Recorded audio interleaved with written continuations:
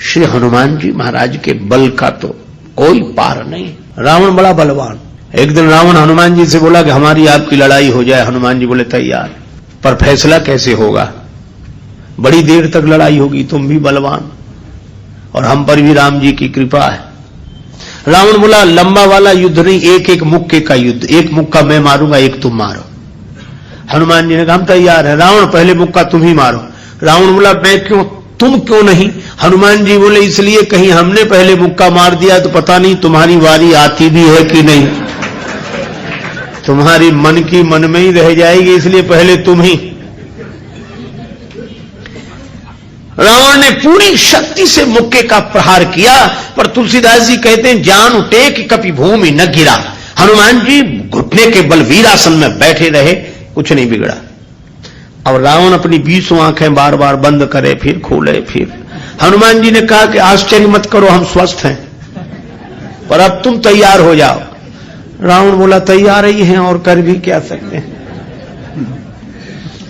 हनुमान जी ने पूरी शक्ति से हाथ ऊपर उठाया मुक्के के रूप में।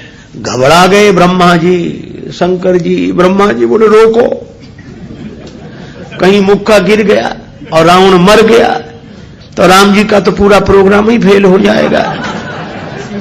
उनकी रामायण पूरी होने दो, तुलसीदास जी की और लीला राम जी की पूरी होने दो। अब हनुमान जी हाथ नीचे करें, आवे ने ऊपर देखा तो ब्रह्मा जी हाथ जोड़े थे कि दया करो। हनुमान जी बोले तो थोड़ा सा स्वाद तो चखा देना चाहिए। तुलसीदास जी कहते हैं कि रावण साधारण वीर नहीं है, जो 10 शीस महीधर ईश को 20 भुजा खुली खेल ने हारो।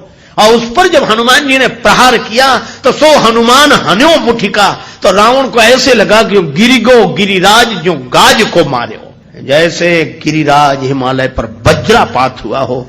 रावण धरती पर गिर गया, मूर्छित रहा बड़ी देर तक। बड़ी देर में आंख खुली तो बोला बड़े बलवान हो। हनुमान जी बोले बल तो इन्होंने देखने नहीं दिया, ब्रह्मा जी और शंकर जी ने। बल तो तब होता जब तुम बताने के लिए बचते ही नहीं। गोस्वामी जी लिखते हैं कपिबल विपुल सराहन लागा। हनुमान जी के बल की सराहना रावण करता है और किसी की नहीं करता। तुलसीदास जी उसी बात को कहते हैं रामदूत अतुलित बलधामा। परिचय रामदूत के रूप में और महिमा अतुलित बलधाम के रूप में। जब से हनुमान जी की पूंछ के द्वारा रावण की लंका जल गई तो उसने हनुमान जी की पूंछ को अपनी मूंछ से जोड़ लिया कि इस बंदर की पूंछ ने तो हमारी मूंछ नीचे कर दी। वो सोए जागे तो हनुमान जी की पूंछ दिखे उसे, आंख बंद करे तो पूंछ दिखे। परेशान हो गया। और रावण को हनुमान जी की पूंछ सहन नहीं हो रही थी। पूंछ माने प्रतिष्ठा। पर रावण ने सोचा कि इस बंदर को पकड़वाएं। 4 तरह की सेनाएं भेजी। हाथी पर सवार सैनिक, घुड़सवार, रथी और पैदल। और चारों सेनाओं ने हनुमान जी को चारों तरफ से घेरा। लक्ष्मण जी को चिंता हुई। लक्ष्मण जी बोले प्रभु हनुमान जी अकेले हैं, 4 सेनाएं उन्हें घेर रही हो, गदा भी नहीं लिए हैं हाथ में, आज्ञा हो तो हम चले जाएं। राम जी बोले नहीं, जाने की जरूरत है लक्ष्मण, हनुमान जी अकेले ही काफी है। अतुलित बलधामा। अच्छा तो लड़ेंगे कैसे? बोले अभी देखना। और सच में लड़ाई शुरू हुई। चारों सेनाओं ने इकट्ठे होकर आक्रमण किया हनुमान जी को चारों तरफ से घेरकर। पर वाहरे बजरंग बली अतुलित बलधामम। वीर बजरंग बली ने जिस समय छलांग लगाई और ऐसी छलांग लगाई पवन के वेग को लज्जित करते हुए वीर बली बजरंग ने कि हाथी पर पहुंच गए। हाथी पर सवार सैनिक को नीचे गिरा दिया और पलटी खाकर विशाल रूप बनाकर हाथी को ही हाथों में उठा लिया। अब बोलो गदा से तो 2-4 मरते और हाथी जिस पे पटकेंगे 2-4 मरेंगे। और इतनी फुर्ती कि एक हाथ से इसमें हाथी, एक से उसमें हाथी, और दोनों हाथियों को ऐसे जो किया, हाथी सो हाथी मारे। हाथी उठा के हाथी पर पटक दिया। और इतने में घुड़सवार लोग आए तो घोड़ा उठाकर घोड़े पर और रथ उठाकर रथ पर। राम जी कहते वाह हनुमान वाह वाह वाह। 4 जिन सेनाओं से, रथियों से, हाथी पर सवार सैनिकों से, घुड़सवार सैनिकों से अकेले लड़ रहे हैं। लक्ष्मण जी बोले कमाल कर रहे हैं हनुमान जी, 3-3 सेनाओं से हाथी से हाथी को समाप्त कर देते हैं, दोनों मरते हैं। रथ जिस रथ पे पटके दोनों खराब, घोड़ा घोड़े पर पटके दोनों मर गए। लक्ष्मण जी बोले कमाल कर रहे हैं हनुमान जी। तुलसीदास जी बोले अतुलित बलधाम है। राम जी बोले लक्ष्मण और एक बात तो देखो, ये तो आगे का कमाल है, पीछे तो देखो। पीछे क्या? बोले पीछे पूंछ अपना कमाल कर रही। जो चक्कर में पड़ा, लपेटा पटका साफ किया, फिर दूसरे के लिए तैयार। और पूंछ की लंबाई निश्चित हो तो आदमी सोचे कि इस एरिया मत जाना, खतरा है, पर ये पूंछ बढ़ भी जाए और घट भी जाए। कवितावली में रावण सोच रहा था सेनाएं इकट्ठी गई है तो बंदर को पकड़ के लाएंगी। एक बंदर 4 सेनाएं, न तो सेनाएं लौटी, संवाददाता लौटे, समाचार देने वाले। रावण ने कहा बंदर कहां है? संवाद देने वाले बोले बंदर तो वहीं।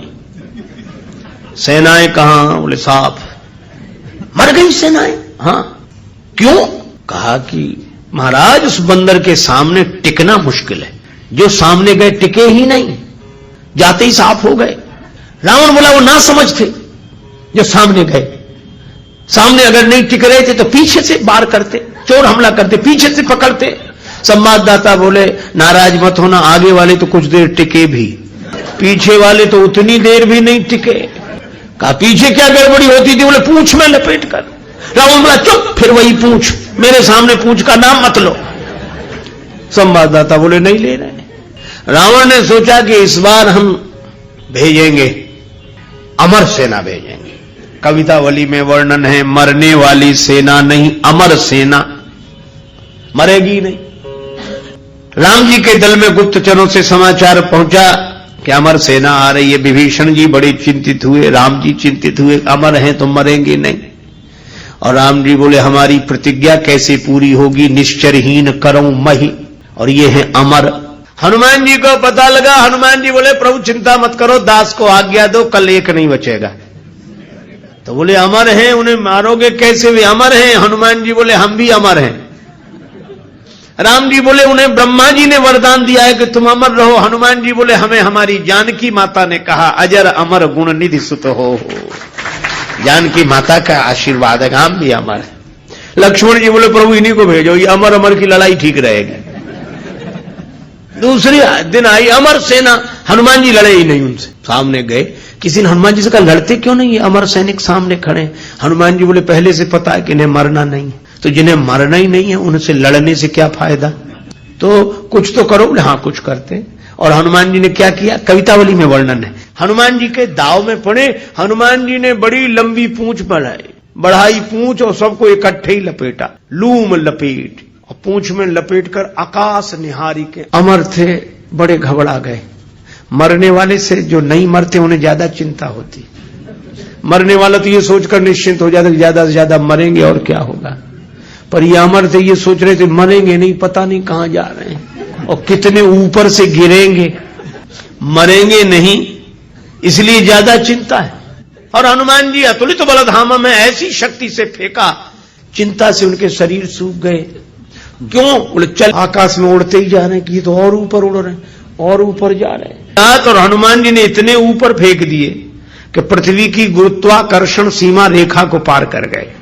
पृथ्वी उन्हें नीचे खींच ही नहीं सकती थी, धरती पर लौट कर आए नहीं। हनुमान जी बोले अब तुम खूब अमर बने रहो, आकाश में ही तो मंडरा रहे, धरती पर तो एक भी नहीं हो। राम जी की प्रतिज्ञा पूरी हो गई, निश्चरहीन करऊं मही। रावण आज बड़ा प्रसन्न था कि अमर सेना गई है, तब तो वानर को पकड़कर लौटेगी ही। फिर संवाददाता आए। रावण ने पूछा बंदर कहां है? संवाददाता बोले बंदर तो वहीं है। सेना? संवाददाता बोले ये कैसे कह दें कि मर गई? अमर थी तो मर तो नहीं गई, पर गई। हमने जाते देखी, लौटकर आते नहीं देखी।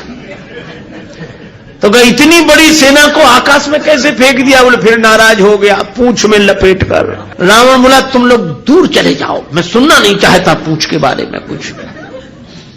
ठीक है ना सुन। रावण अकेले में सोचने लगा कि मैं भी तो जरा देखूं, यह काम अपने हाथ में लेता हूं, किसी को सौंपने से बात नहीं बनेगी। हनुमान जी रण प्रांगण में बैठे थे। रावण चुपके से गया, पीछे से दबे पांव और उनकी पूंछ पकड़ी, 20 भुजाओं की ताकत लगाई कि पूंछ उखाड़ ही डालो। हनुमान जी लड़े नहीं। किसी ने कहा लड़ते क्यों नहीं? बोले सामने आता तो लड़ते, जो पीछे उससे क्या लड़े। तो कहा कुछ तो करो। रावण सोच रहा था कि हनुमान जी मुड़ेंगे और हमसे भिड़ेंगे, पर हनुमान जी न भिड़े न मुड़े, उड़े। ये तो उसको कल्पना नहीं थी कि ऐसा भी हो सकता। उड़े उड़े बजरंग बली, और ऐसे उड़े। रावण पूंछ पकड़े था, जल्दी जल्दी में छोड़ नहीं सका। कल्पना होती तो छोड़ देता। रावण पूंछ पकड़े था, हनुमान जी उड़े तो रावण भी लटक गया। पहले पूंछ छोड़ नहीं रहा था, अब छोड़ सकता नहीं था, अब तो पूंछ ही आधार था। हनुमान जी उड़ते ही जाए, उड़ते ही जाए। अब रावण ही कह रहा था कि हे शंकर भगवान, ये पूंछ कहीं टूट न जावे या हमारे हाथ से छूट न जावे। नहीं, हम तो कहीं के नहीं रहे, न धरती के न आसमान के।